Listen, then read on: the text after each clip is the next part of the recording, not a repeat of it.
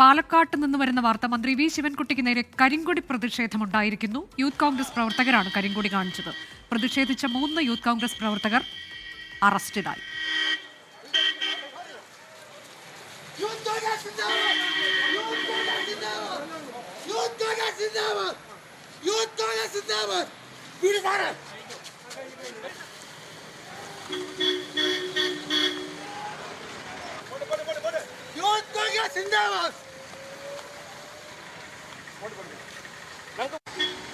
ശ്രീജിത്ത് ശ്രീകുമാരൻ വിശദാംശങ്ങളുമായി. ശ്രീജിത്ത്, 3 പ്രവർത്തകരായിരുന്നു പ്രതിഷേധിച്ചത്. അത് പോലീസ് ഒക്കെ ഉണ്ടായിരുന്നു ആ സമയത്തല്ലേ?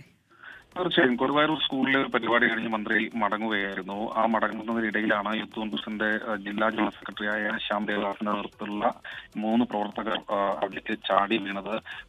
കരിങ്കൊടി ഏന്തി യൂത്ത് കോൺഗ്രസ് സിന്ദാബാദ് എന്ന മുദ്രാവാക്യം മുഴക്കിയായിരുന്നു ഈ പ്രവർത്തകർ എത്തിയത്.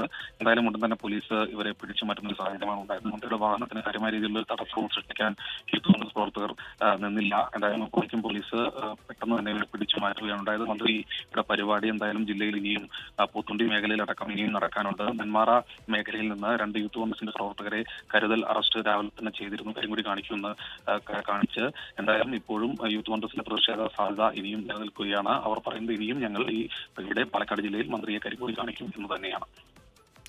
പാലക്കാട്ടാണ് വിദ്യാഭ്യാസ മന്ത്രി വി ശിവൻകുട്ടിക്ക് നേരെ യൂത്ത് കോൺഗ്രസിന്റെ കരിങ്കൊടി പ്രതിഷേധമുണ്ടായത്. 3 പ്രവർത്തകരാണ് കരിങ്കൊടി കാട്ടിയത്. 3 പേരെയും പോലീസ് അറസ്റ്റ് ചെയ്തു നീക്കി.